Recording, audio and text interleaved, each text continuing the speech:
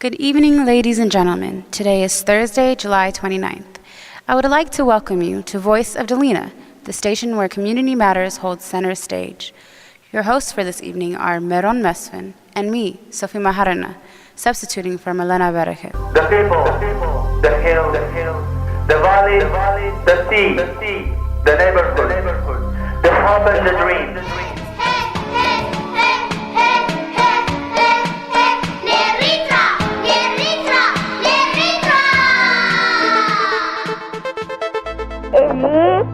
ኣብ ኣስማሪኖ ከም ዝመደበሩ Delina of California is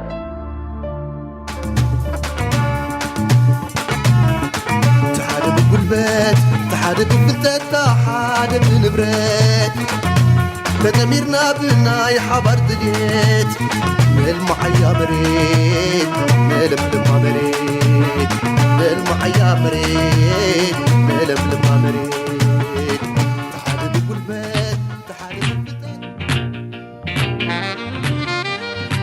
This evening, we will present you with a topic which every Eritrean knows and is concerned about. It relates to many of our citizens who are restlessly moving around the globe in search of a refuge. The first generation of Eritrean immigrants know very well about it because they went right through it in the 60s, 70s, and 80s. Yes, our theme for this evening is the plight of the Eritrean refugees.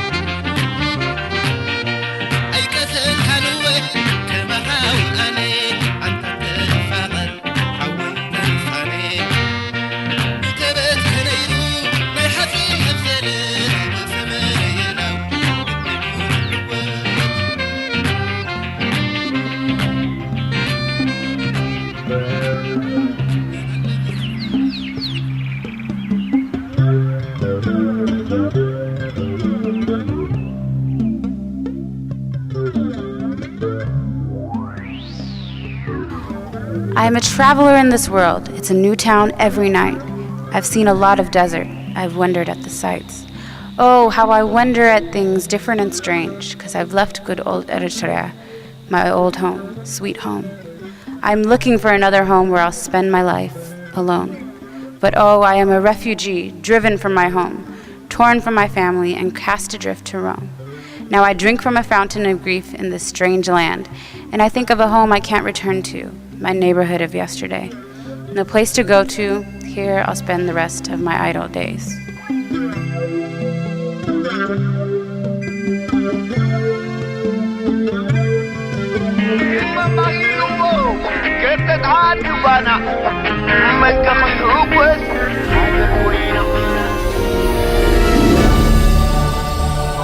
بتاع مش نوم ناظرين Delina.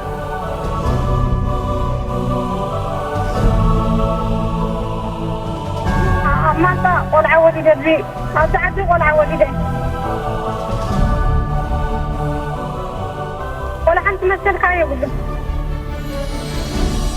وحما ما ناظرين عن مثل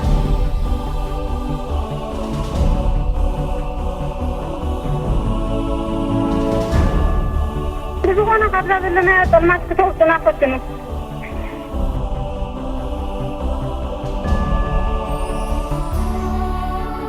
أنا كنسب نتاخذ زنقاقص اللي بوتا أنت دا أقاتي من زخون بوتا يخيد زبالي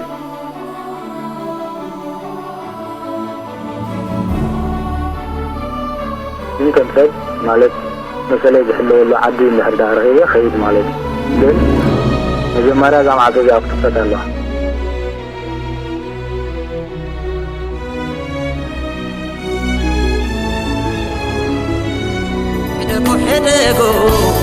دكو ناينا عشو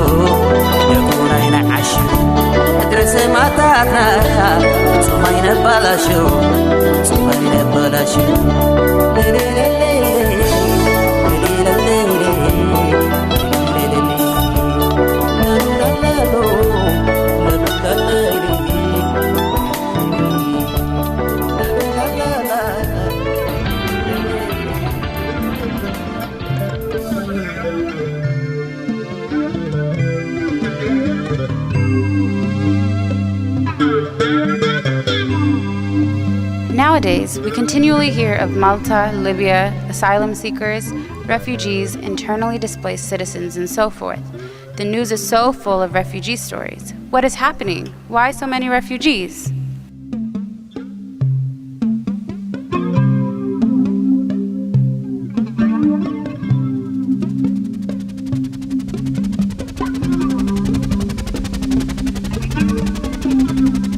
We may not be able to answer what is happening in Eritrea and why we are seeing so much movement in post-independence Eritrea, but I'm sure we can add a few facts, assumptions, and people's thoughts. People would come across in our everyday life and produce a plausible explanation as to why people are moving from place to place, seeking refuge outside Eritrea. This is a real issue that is facing Eritreans, and we will try our best to stay out of the conflicting political explanations that are provided by the government and various opposition groups. Before we go any further, let's have an understanding of the glossary pertinent to refugee issues. Many define a refugee as someone who has fled his country because he fears persecution based on race, religion, nationality, social group, or political opinion. The definition is sometimes expanded to include people fleeing war or other armed conflict. An asylum seeker is someone who claims to be a refugee. An asylum seeker must undergo a legal procedure in which the host country decides if he qualifies for refugee status. According to international law, everyone has the right to seek asylum.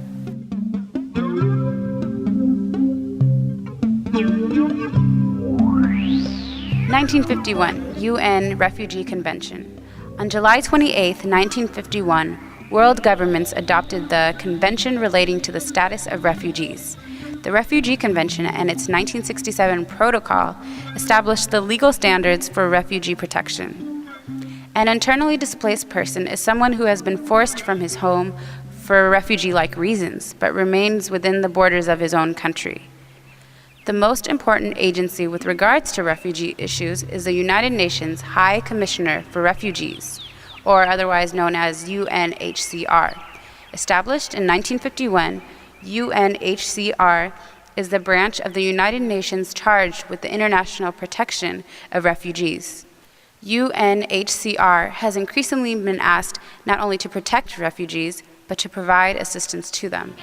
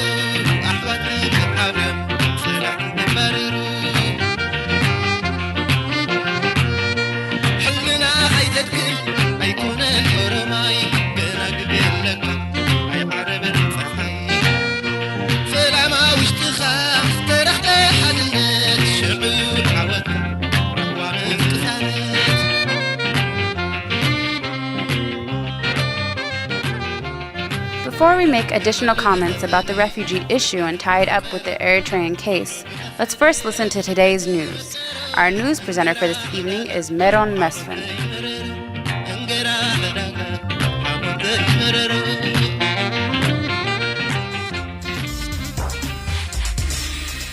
News in brief.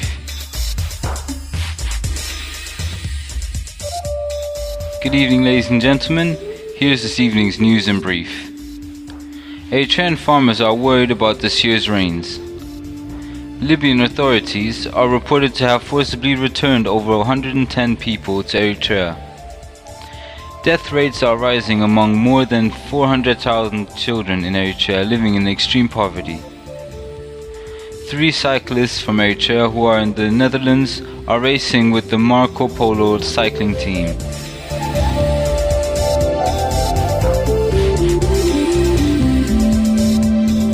Eritrean farmers are bracing themselves whether they will receive enough rain this year. According to a report published by the Famine Early Warning Systems Network, the rain started during the 3rd week of June, with most agricultural zones, such as Gash, Barka and Debu, receiving light to heavy showers. However, the rain stopped and dry conditions persisted during the last week of June in most parts of the country. Eritrean farmers continue to depend on the seasonal rain for harvest. Due to shortage of rain, the country plunged into utter drought during the last few years. According to Amnesty International report that was issued on the 28th of July 2004, the Libyan authorities are reported to have forcibly returned over 110 people to Eritrea on the 21st of July. It is now feared that they are in secret incommunicado detention in military camps, where they are at serious risk of torture. At least 200 Eritrean nationals currently detained in Libya are also feared to be in imminent danger of forcible return. All were reportedly hoping to travel on from Libya to seek asylum in Europe. Thousands of young Eritreans have fled from military conscription in the past few years, said Amnesty International. Eritrea does not recognize the right to conscientious objection to military service. Those caught deserting or evading military service are detained indefinitely without charge or trial in harsh conditions and also tortured. According to United Nations Children's Fund, UNICEF, report of the 26th of July 2004, death rates are rising among more than 400,000 children in Eritrea living in extreme poverty. Due to the prolonged drought and the aftermath of the war with Ethiopia, many youngsters under 5 are suffering acute malnutrition. The agency called for an additional $3.8 million to fund health, nutrition, water and sanitation projects and to support children displaced by the crisis in the East African country for the rest of the year. UNICEF is supporting 30,000 malnourished children with supplementary food and providing 30 therapeutic feeding centers with supplies and equipment. Some 35,000 people are receiving water by truck, but much more is required. 3 cyclists from Eritrea find themselves in the Netherlands and are successfully racing with the Marco Polo cycling team. Efrem Tewelde, Habtewelde Simon and Emmanuel Iyasu are among the best cyclists in Eritrea. Habtewelde Simon got 3rd in Belgium on the 21st of July 2004. The crowds were pretty much surprised to see an Eritrean rider finish 3rd behind 2 Belgium top riders. Also in the King of Mountains classification, Habte got close to the win. The race was 117 kilometers long and consisted of 8.6 kilometer laps. Every lap had 2 climbs. 90 riders took part in the race, and in the field Habte's compatriots Efrem Tewelde and Emmanuel Iyasu showed excellent action in the race. Eritrea has a great tradition in cycling, as there is a strong Italian influence. Cycling as a sport started 60 to 70 years ago and is one of the biggest sports in the country. The weekly races in Asmarino attract thousands of spectators on Sundays. This ends this evening's News in Brief. This is Mara Mesfin. Good night.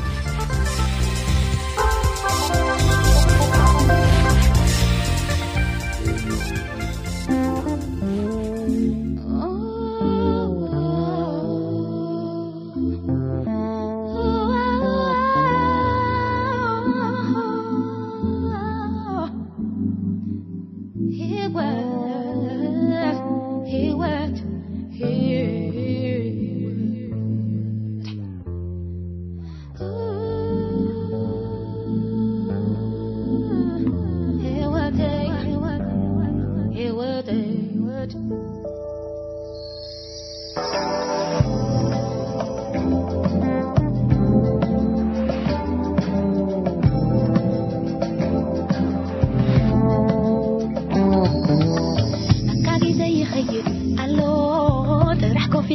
نقر أيو نعبر بحزون عيتك فوق فورن حقوتك تليو شكرنا باخن دحر ماتيو كلو نقر حرافي أيو سمعيو زي نقر قبلكا دحر نتعنك دلينا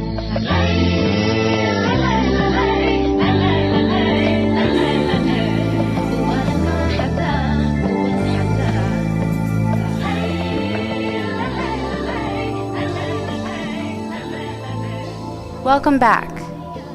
What UNHCR considers as durable solution to refugees' plight are voluntary repatriation, local integration in the country of first asylum, or resettlement in a third country.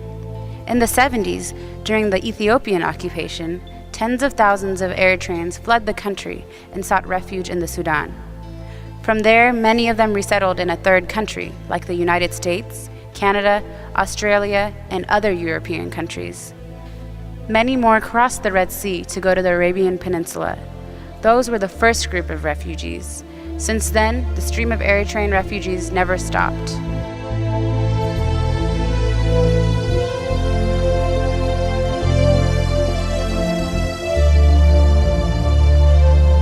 Our refugee parents had to sustain a lot of grief because the locals in the host nations thought our parents would increase unemployment and take jobs away from them. We're forcing local people to wait longer for essential health services. We're nothing but illegal immigrants. We're likely to commit crimes. Basically, our parents were put through hard and trying times. However, they stood firm and tolerated all the hardships, racism, discrimination, and all kinds of aggravations. They did that because, first of all, they did not have any other place to go to, and secondly, they had a mission to support the Eritrean Revolution and support their immediate and extended families who relied on them for survival.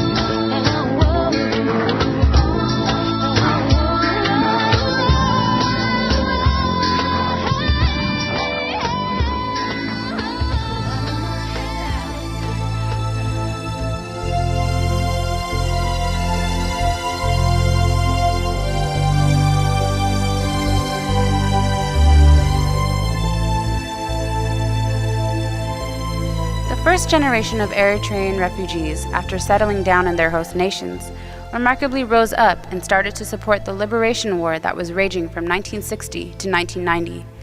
They established strongly knitted communities which helped them to survive. Some of them studied and others worked hard. They put their lives together and started raising children.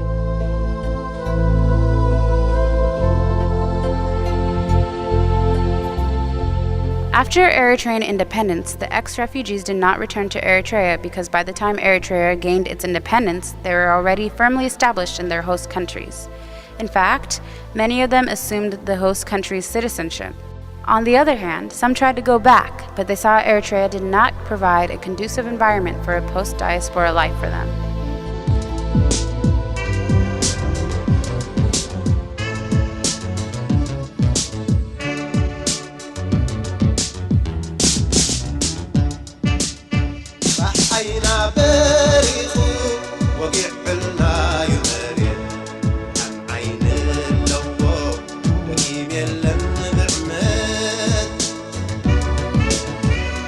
وانزراحي وينو نداق مهن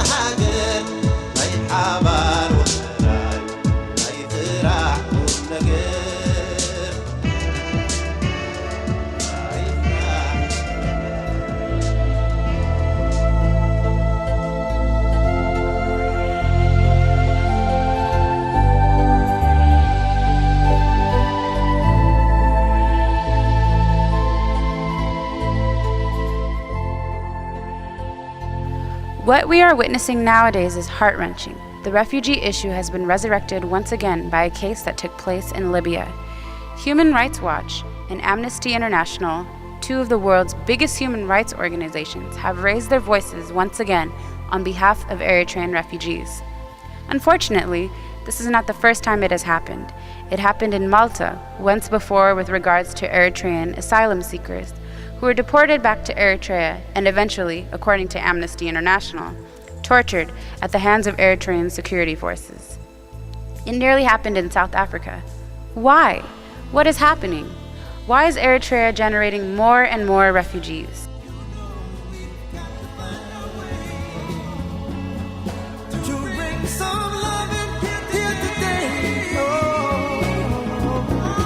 Picket lines and picket signs. Don't punish me with brutality. Talk to me so you can see what's going on. ተመለስ ተውልና إحنا ብናና ክሳብናና فقط ዘፍከሩ ክንምለስ ኣይንኽእልኒና ኣብዙም ክንመውት ንመርጽ What's going on? ንሕና ሲ ናይ ኣብ ኩናት ዲና ተማሪኽና ወላ ፋብሪካ ዲና ቃጺልና ዝገበርናዮ ፀፊይና ኣሎ ንሕና ስደተኛታት ኢና መጀመርታ ትስገር መሰ ኣጋጠመና ረድኤት ኢና ሓቲትና እሳቶም ከዓ ሕራይ ለመም ይተውና ድሓር ግን ኣብ ረፊጅ ተሓትሎ ክሚሎ እንኳ ኣይሕቶሙና ማለት እዩ እቲ ረፊጅ እውን ክተሻ ነስግና ማለት እዩ ብድሕሪ እንታይ ይትዕድል ስለዚ እቲ ሰብ ዓቕሉ የፅብብ ኣሎ ስጋዕ ናይ ዓቕሊ ፅበት ዋላ ናይ ነፍሲ ቅፅበት ከማን ክገብር ሰብ ሲ ይዳናድን ኣሎ هنا مالت كاب ليبيا هنا تبقيتنا كاب ليبيا بمركب تهريب ويدما بحبو مالتيو نابعتليان እንዳሰገርና እንኮለና እዞም ኤርትራውያን ኣብዘለና ኣብ ክልተ ጉዕዞ ብክልተ ጋጣም ማለትዩ እቶም ቀዳሞት ለዘጋጠመና ናይ ዘይትን ናይ ነዳድን ሕፅረት ክንሓትት ኣብ ማልታ ኣላችና ድሕሪ ናይ 4 ሰዓታት ጉዕዞ ኣብ ማልታ ናሓድና ማለትዩ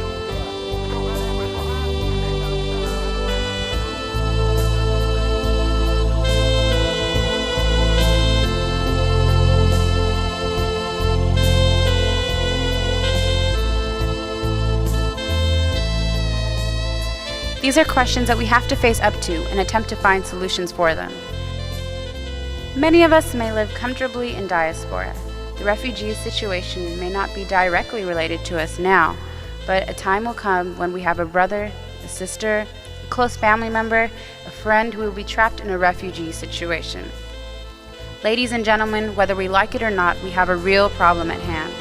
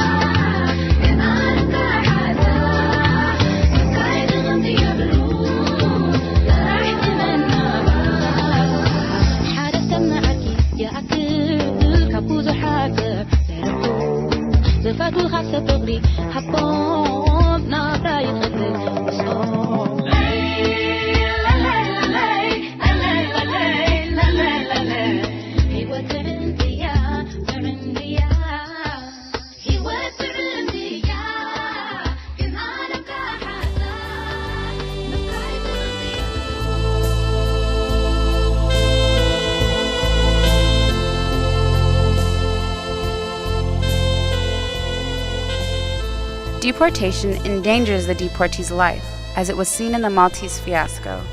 What the Libyan officials are doing is not right. Every time powerful human rights organizations start protesting, those protests do not go unnoticed by the international community. Their protest directly puts Eritrea under the spotlight. Eritrea has a bad image in the eyes of the international community already, and it cannot afford to see continued protests. Let's stay away from politics for now and look at some refugee facts.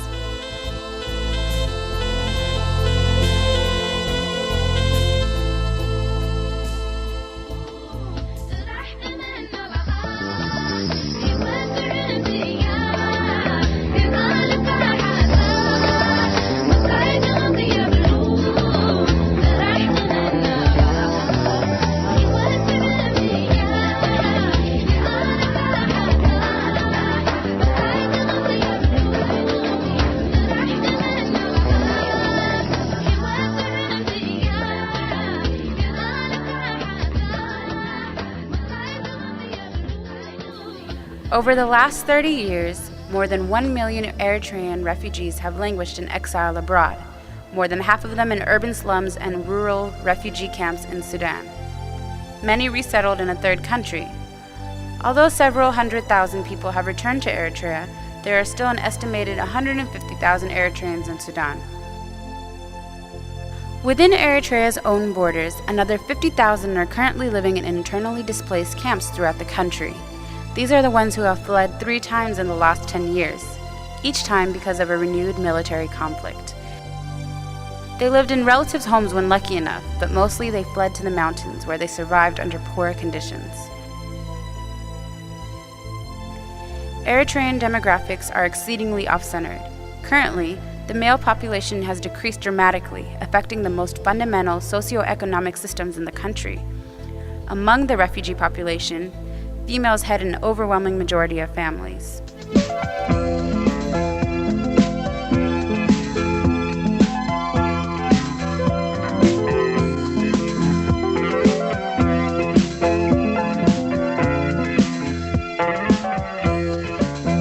لومي كونن حديش تجميرو سدت وقت ورا وقت صرت لام وكت سنحيو حب قدم على مستفترت سوقي فلتنا خلوقين بتحرت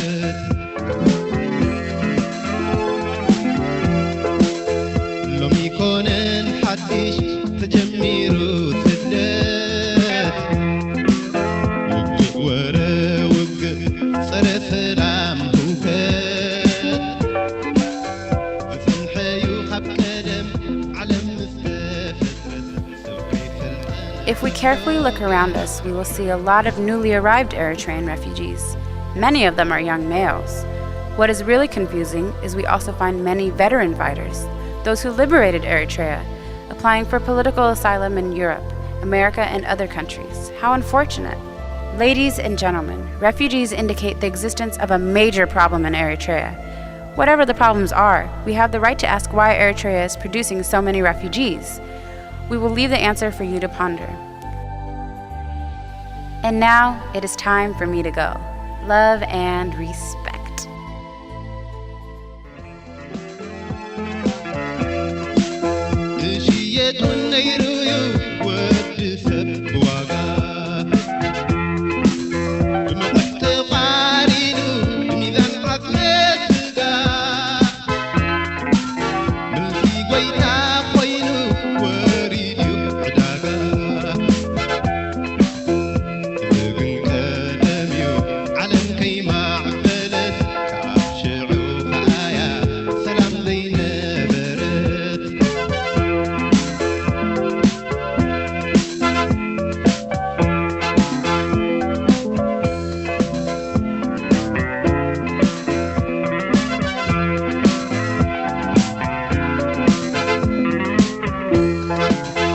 لومي وانت خوني عبدي معبول قوام عمف اي ترفن غينات حاولنا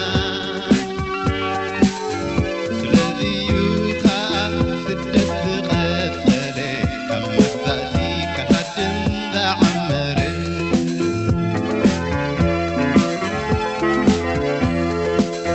لومي وانت خوني عبدي معبول قوام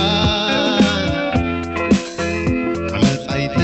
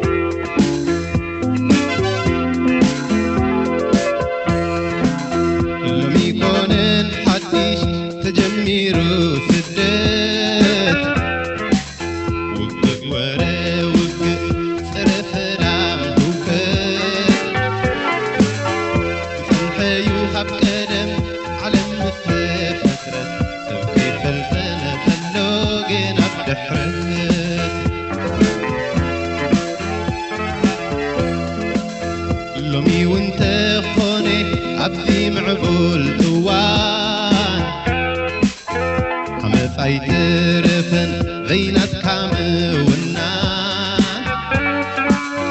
سلذيو